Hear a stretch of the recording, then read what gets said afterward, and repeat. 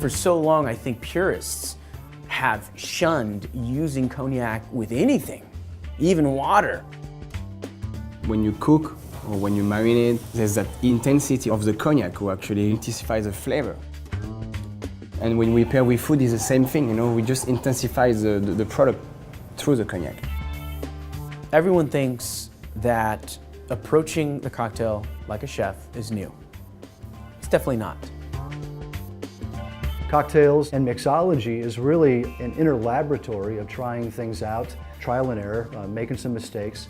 But the more that you test things, the better that you get. When you compare any other spirits, you don't really have this richness and you don't have this density, this thickness. So if I was to be provocative, I would say that a lot of things appear watery compared to cognac. The flavors are very important. And of course, if you use an alcohol made from grapes instead of grain or whatever, so you get much more flavors because it's a natural fruit. Tasting is only memory. Memory what you eat, what you drink, and what you are able to associate and to enjoy this association. When you cook, you're blending different ingredients. It's the same thing when you're making cocktails. You blend flavors to create harmony.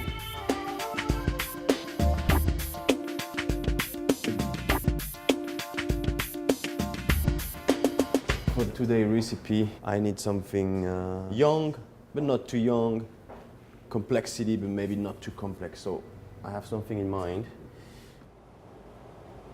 Smell this. So a little bit apricot, a little bit plum, Yes. but also exotic. I'm going to make a porcini fricassee with roasted shallot and a little parsley coulis. What we can say is that all these ingredients are very popular as growing on this region where the cognac actually is made.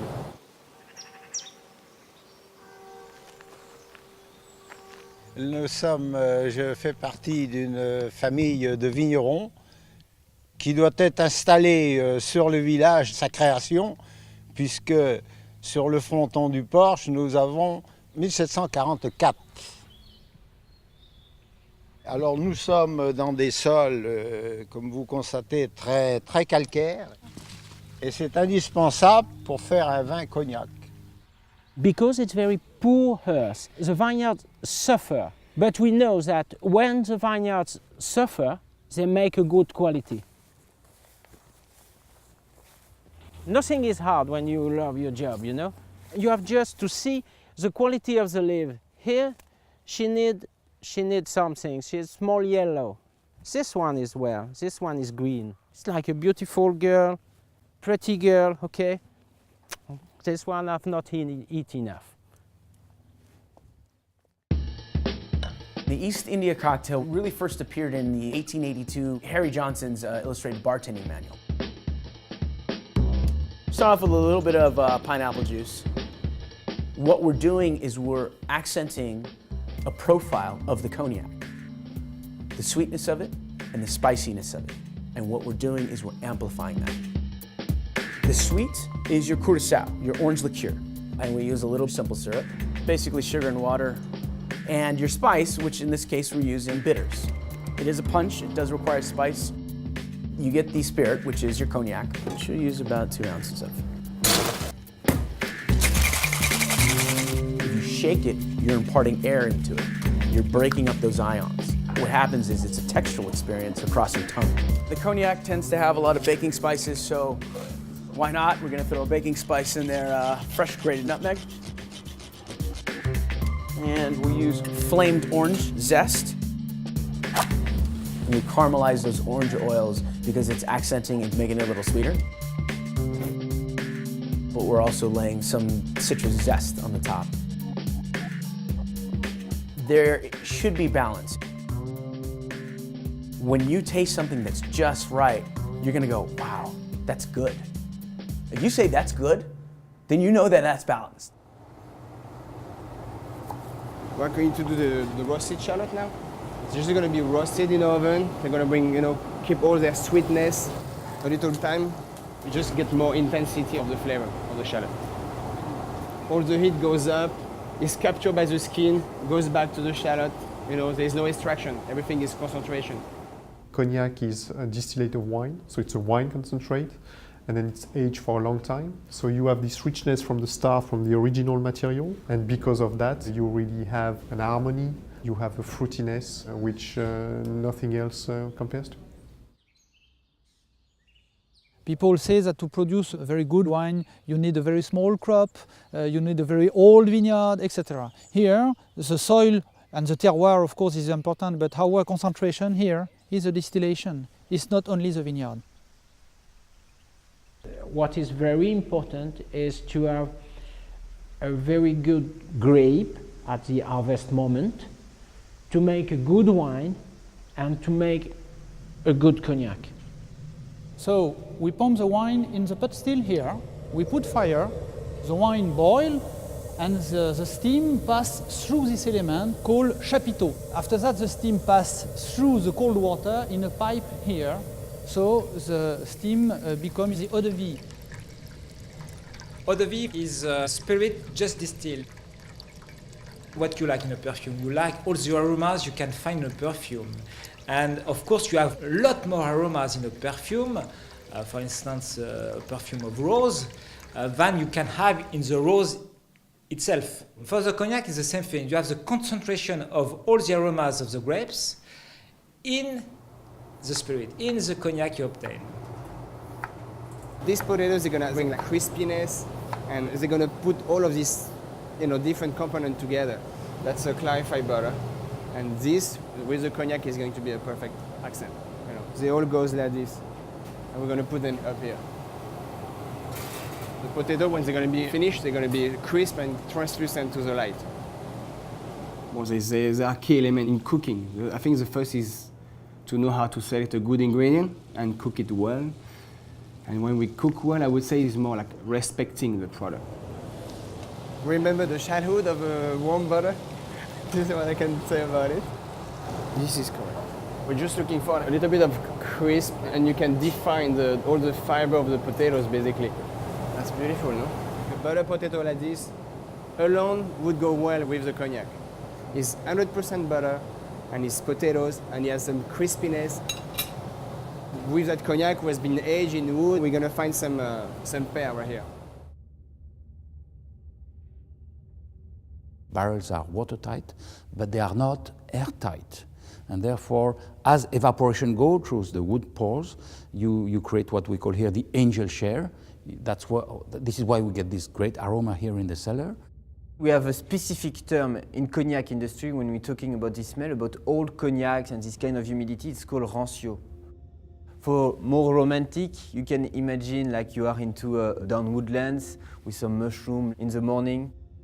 So you can enter, you feel it, all this humidity. So it is this kind of atmosphere, and here we age especially very old cognacs, because we want to give this roundness to our cognacs.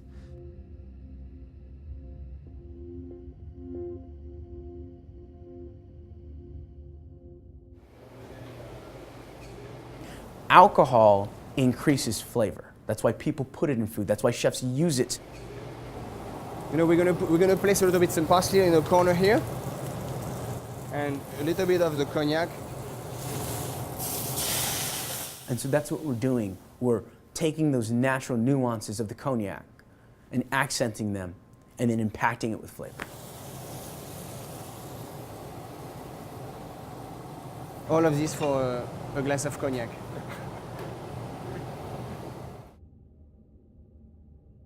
This cycle of season, temperature and humidity is favoring the breathing of the eau de vie. It's like us, and they are maturing as we do, and some of us will age gracefully, some others maybe not so much. We have the same problem with eau de vie.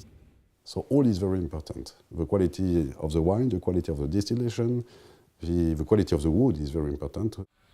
You need a real good barrel for aging.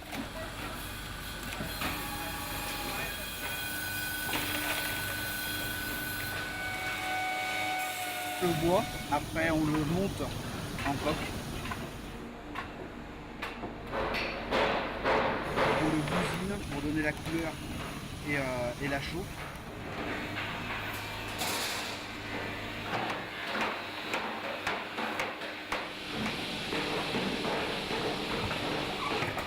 resserre pour donner les cotes.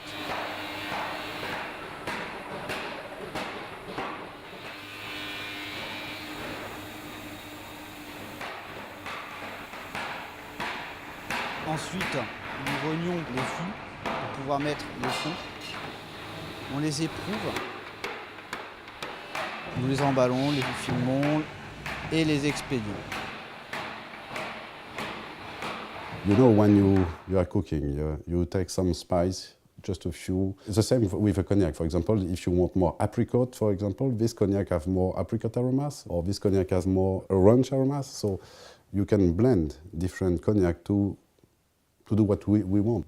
The art of blending is to combine them together and make a greater element of the combination of each individual element. Why do you blend? I prefer to taste this one, for example, for the flower taste, and this one for the fruity taste, for what they are, and not make a blend to imagine something. And you see, I'm not. I say you, I'm not maître de chai. I'm only vine grower.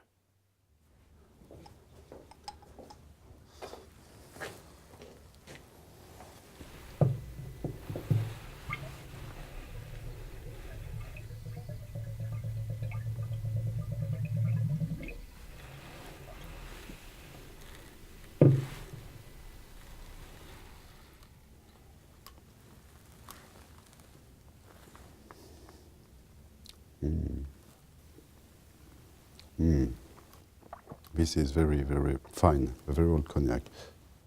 C'est bon ça. So you initially want to taste the flavors of cognac. And then from there, you can establish what other mixers and accents can go well with the cocktail, utilizing cognac as a base spirit. A cocktail by itself should leave you with a sensation not only of wanting more of it, and so if you sip a cocktail and you had enough, it's too sweet or it's too acid or it's too strong, that's unbalanced. So a good cocktail is something that lets you sip it as long as it takes. One of the things I really enjoy having fun with in regards to cocktail art are layered cocktails. So you're taking a look at what you think is thicker than something else and you're playing around with them. One sinks below one other one that you put in, and then all of a sudden you just start feeling your way through, and then you realize that, you know, the color spectrum that you can put together is pretty interesting. Parfait Amour, limoncello, Falernum liqueur, and cognac. You have sweetest, strongest. When you have the mixture together, it just creates a perfect balance.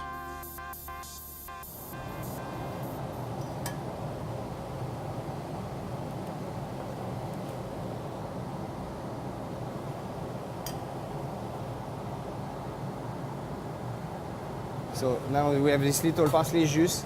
It's a little coulis that we just made.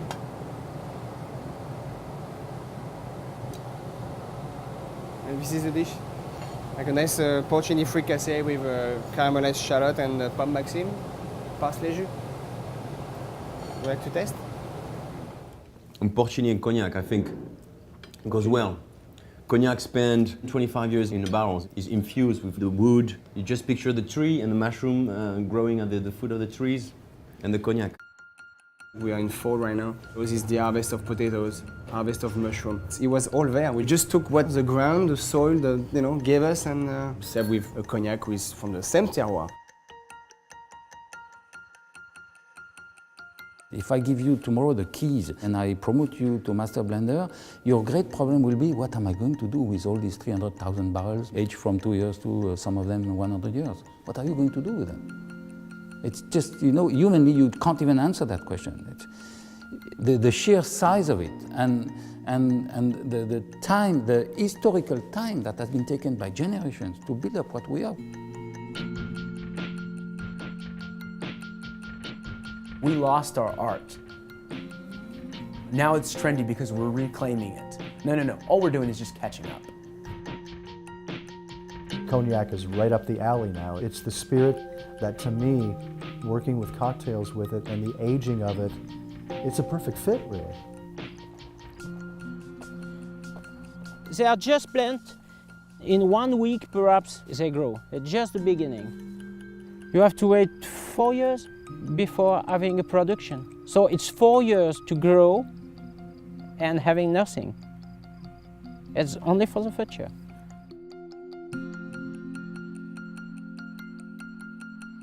"20 years ago, the harvest was at the end of October. And now we harvest at the end of September, 1 month before, because the weather is not the same.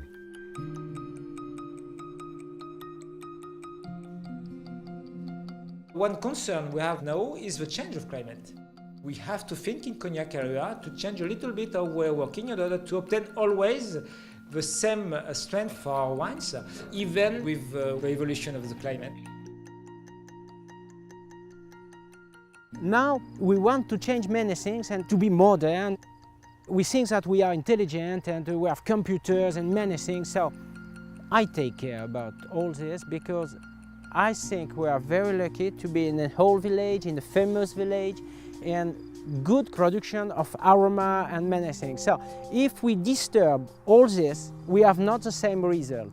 And what I want to do is to try to make the same job of my great father. So I'm not enough intelligent to change all. I just make what he do, okay?